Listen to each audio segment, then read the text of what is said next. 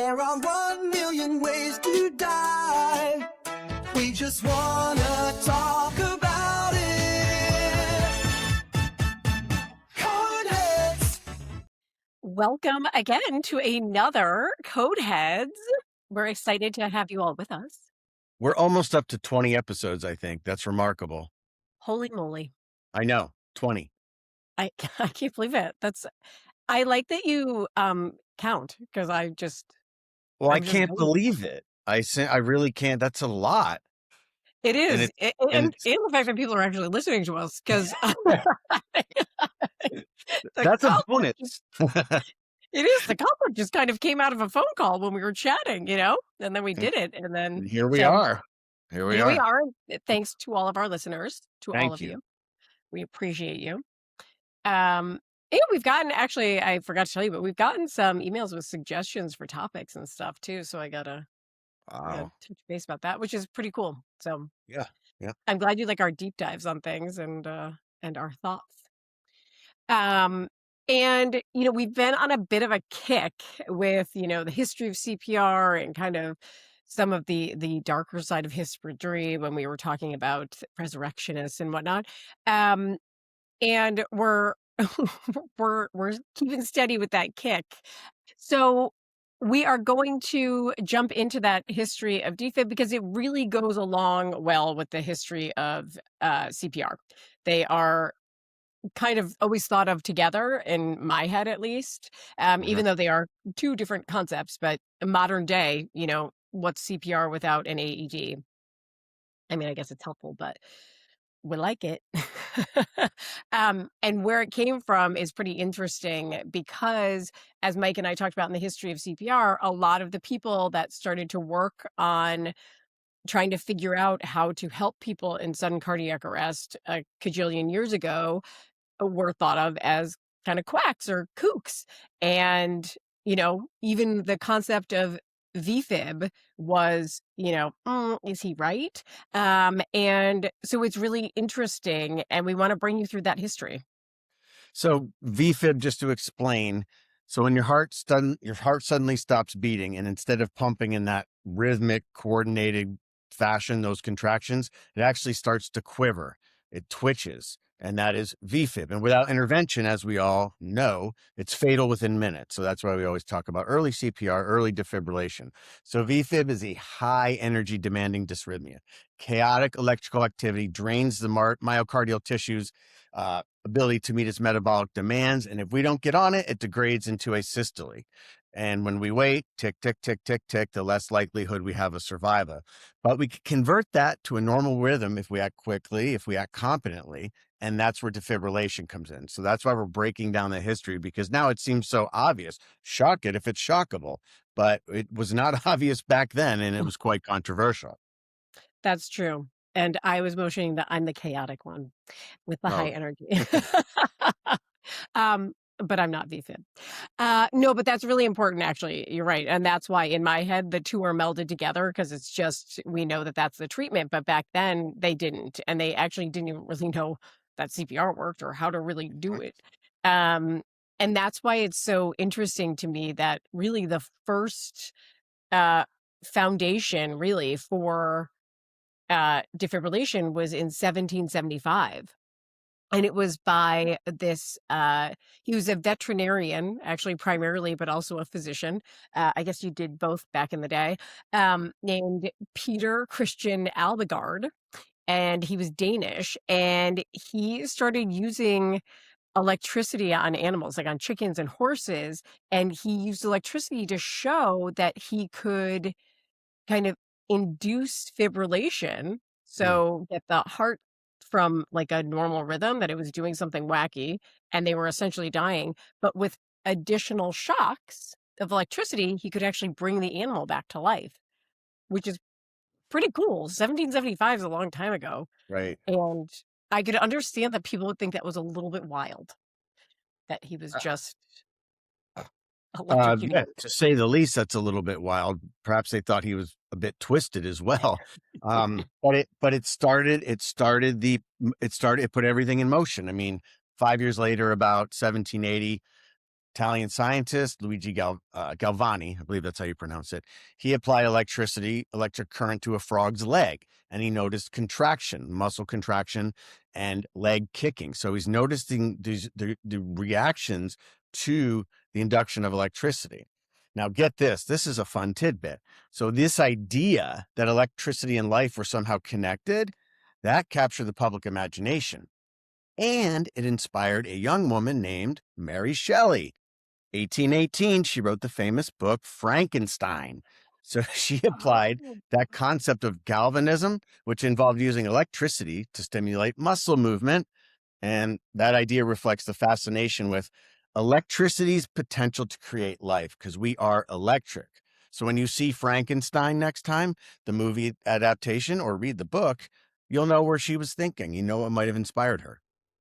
What a fun tidbit. I I know. actually feel like for something like that, we need, like, tidbit. We need a little tune to, like I mean, it's because right that's then, 15 years, 20 years after the chicken and the frog. So she was on it. wow. Women rule. That's just Yeah, what that great comes book. down to. Great book. Yeah, wow. Oh my god, that's Mm, wild. yeah. Um, and, even though my mind is still blown about that, um, what also blows my mind is that in 1889, John McWilliam, he Mm, actually figured out that VFib, ventricular fibrillation, was actually a key mechanism in one of the most common reasons for sudden cardiac death, so sudden cardiac arrest. And so it kind of laid the conceptual groundwork or the ideas for people to be like, oh, maybe that guy in 1775 had a good idea with the electricity. And then we got the other guys showing that electrical, input directly on a muscle shows yeah. some sort of input and change. And if the fib is actually why people are dying, maybe we should put our brains into this. That's it, that, and that's what's so interesting, because you're dealing with an electrical conduction issue, and to it's wild to think, so electricity that is causing the problem within is also the remedy. It, it is. It is. Yeah. And that's why they probably feel like it was a hard thing to wrap your head around, Oh, yeah. um, back then, because it doesn't really make sense. Because usually you say, oh, if a little is good, more is better. That's Yeah. not always the case, No. Um, but I guess here it is. Yeah. Um, but so our poor little Danish doctor electrocuting his chickens and horses was kind of looked at as a kind of a lunatic.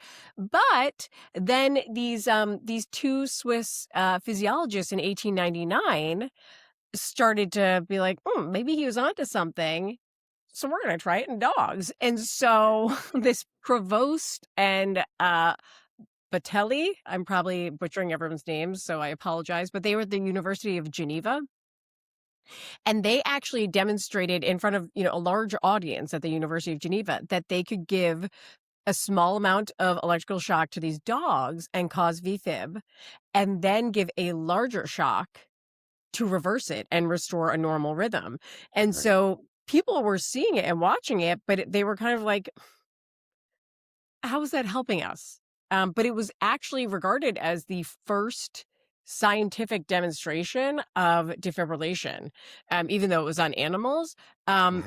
but all of their work that is now proved pretty foundational for the, guidance and creation of modern day defibrillation, people thought they were like, wackos. Mhm. Um, but then maybe in the 1920s, so cut forward, what, 30 years or so, Mhm. there was an electrical engineer at Johns Hopkins, and I'm going to butcher his name, William Kuenhoven, um, and he started studying electrical shocks, and he actually created the first external defibrillator concept in Mhm. like 1930, and he started testing it on dogs. And that's when people are like, I think we're cooking with gas now. Now we've got something. And what's William Coehoven? what's Coenhoven? interesting is just think about this. So in the 1930s, more research was going into this defibrillation concept, not driven by altruism, but by industry. So what was Correct. happening is electric utility workers, they were dying from accidental electrocutions, and companies like Con Ed in New York, they wanted answers because they wanted to, to protect, their employees and, make money. So they funded the research, and, William Coehoven was one of the era's central figures, looking into that. So it's interesting to see where that inspiration derived from. Yeah, keeping people alive so they can work for you at, low Yeah, he's like, cost "I need to workers who get this don't. done." Keep them alive, please. I'm Yeah. giving them Uh, crappy pay. We don't care about them, but we wanna save their lives, you know? oh, the world has not changed much, has it? No. Uh, um, and I think that we're saying, William Coehooven's, name like we're the Swedish chef, but I'm kind of okay with it. I hope he is. But I do think that's interesting that he was funded, by Con Ed.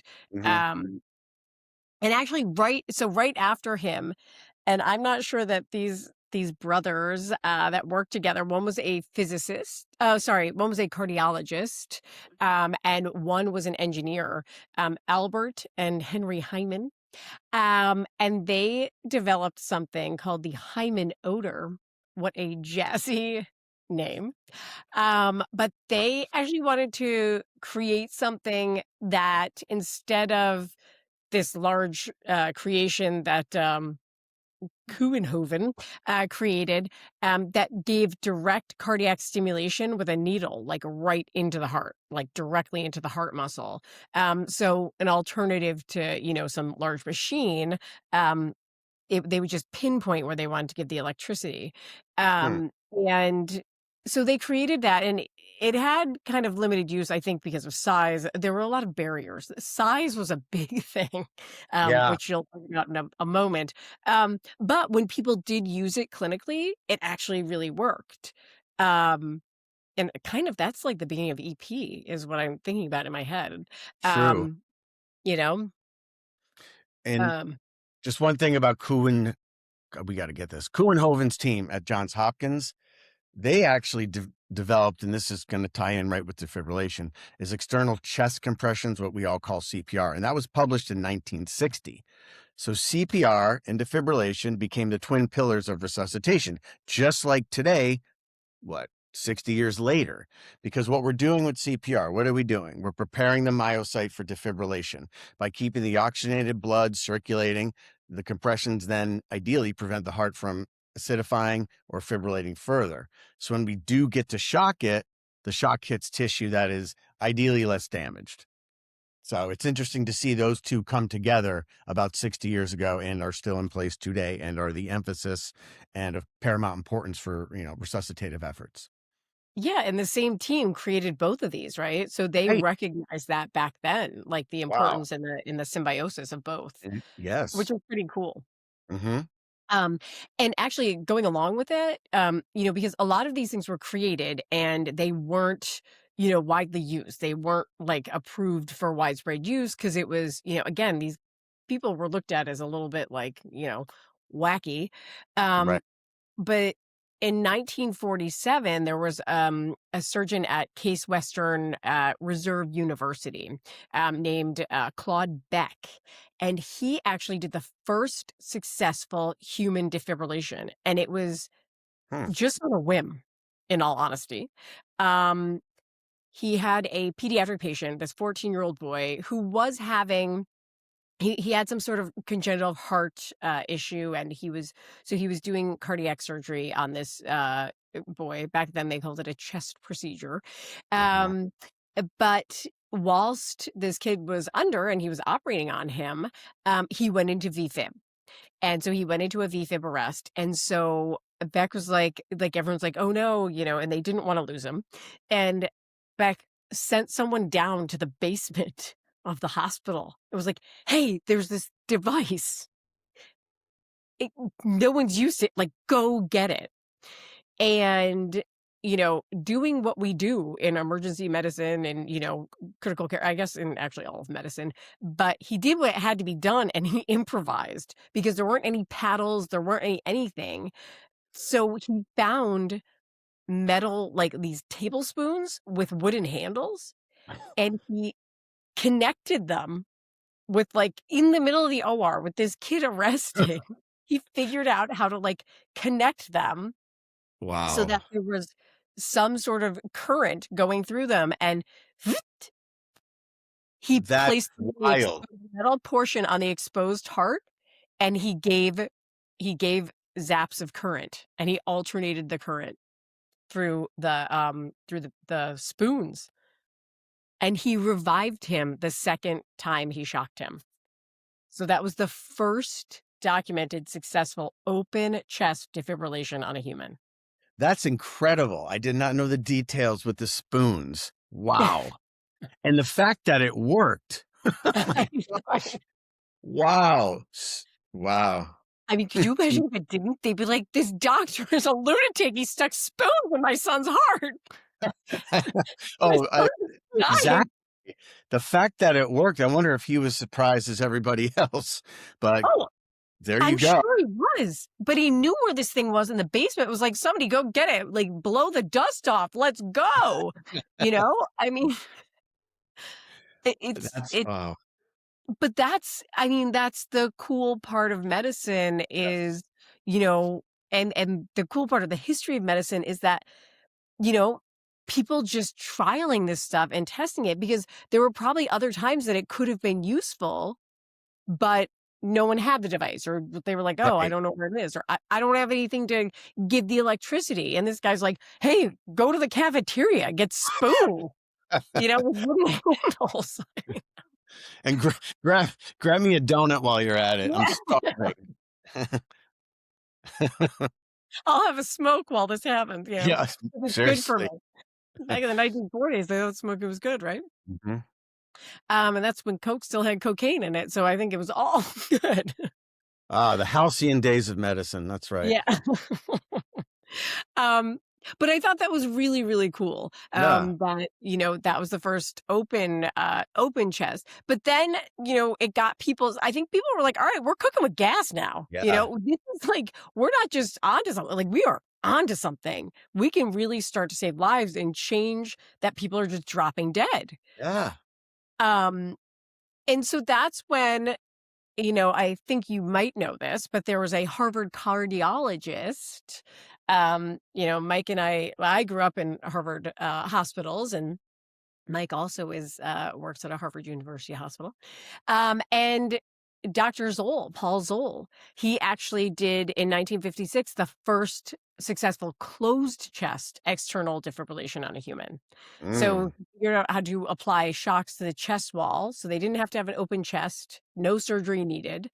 Um, and he successfully got a person back from VFib. Game And changer. yeah. I mean, opening a chest is obviously a high risk intervention. And the fact, I mean, that's remarkable.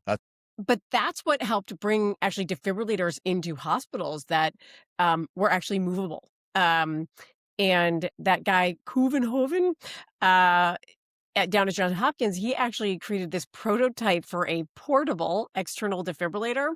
I will say it was 200 pounds and it had to be on wheels. But imagine carrying that to a code, or somebody having to get that when they go to get the code card. But that was actually, in the late 1950s. And then in the 1960s is when actually they started being able to figure out that they don't need monophasic devices. They were able to figure out how to do biphasic waveforms, Yeah.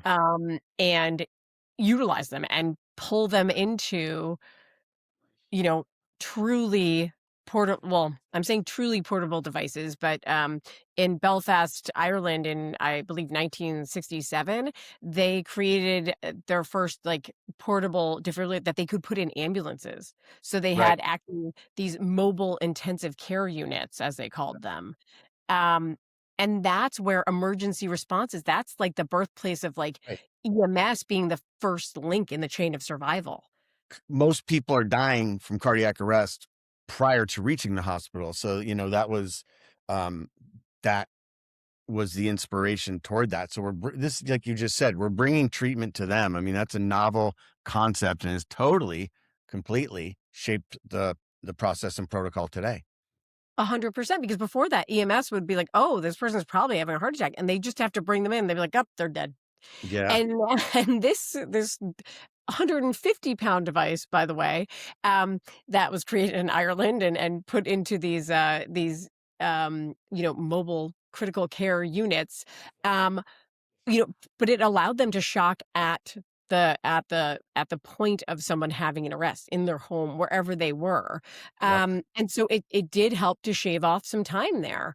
Big time. And then actually in the 1970s is when these AEDs, as we kind of now know them, really became something. That's when they started actually analyzing heart rhythms and advising shocks. So people didn't have to be, staring at these EKGs or staring at these, heart rhythms and be like, oh, do we? Don't we? Right. Um, so you didn't need as trained personnel. And then in actually 1979, there were two doctors, Dyack and Wellborn, that actually created the first practical AED that was public facing. So the ones that gave voice prompts, automated analysis, and automated shocks, Right. because they were the ones that were like, hey, if now we don't need to train like highly trained EMS to do this and highly trained hospital staff because it'll tell us, regular people can do it too. Right. And we know that benefit. Like when a bystander defibrillates within like 3 to 5 minutes, survival rates could jump to 70%. So waiting for EMS alone, we can't, if we have access to these public access AEDs, which are becoming more and more, prevalent, then we can address the situation. Because if they're not shockable by the time EMS shows up, it's pretty much most likely a done deal. Time is the enemy and AED is the weapon. Correct. And that's what the AHA actually started. That's when they, in the late 70s and early 80s, is when they really started, saying to people, hey, bystander CPR, just start on the chest. Like, let's have regular people learn how to do CPR. You don't have to be, a highly trained healthcare professional. And so again, these intersect, these public facing AEDs, CPR, the AHA, all of it starts kind of coming together as kind of a package deal because people are Yeah. recognizing the benefit. Um, Although it wasn't until the 90s actually that the FDA approved biphasic technology. Crazy. Um, Wow. and in the 90s is when AEDs got smaller, more compact, easier to place different, in different areas for public access. And now, look at us today. It's, there's AED training programs everywhere. There's AEDs everywhere. I mean, I still wish there were more.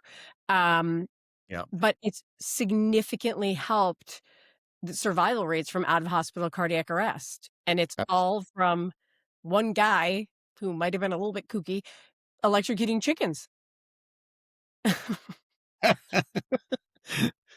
Whatever it takes, whatever it I takes to get us where we are today. That and chicken I made don't a want sacrifice, and we should Yeah, be and great. I don't want PETA after us, but I'm not encouraging anyone to do anything nasty to animals. I'm just saying, the guy had an idea and he worked with it. And, it really just shows this timeline just shows how defibrillation from, animal experiments and really kind of crude devices created these accessible life-saving tools that we all are benefiting from now. And look where we are, like now, like probably what 10 episodes ago we talked about double sequential external defibrillation. That's brand new. That's a wild concept. Like we are doubling down literally on the pads and on the joule value. Here we go again, right? We're going to enter a new era, and that's what's so exciting is, the evolution and the trends of all of this, right? Well, exactly, because there's an urgency and an innovation that drives process, and that's what I love, and that's why when Yeah. people get hung up on specific guidelines that might be saying, "Not yet," like, "We can't approve it quite yet," it's just because 'cause we're not there yet. But I mean, some people are doing it successfully, and we're gonna get there, Yeah. and we're gonna be another notch on that, history of in at some point. Right. I So, mean, it's these vanguards that are, they're ahead of the game, and then eventually, standards guidelines, from like different bodies will then catch up. That's how I see it. I agree 100%. So, keep innovating, keep forward thinking, and keep being a code head. Yeah. Just keep at it. Yeah. Until next time. There are 1 million ways to die. We just wanna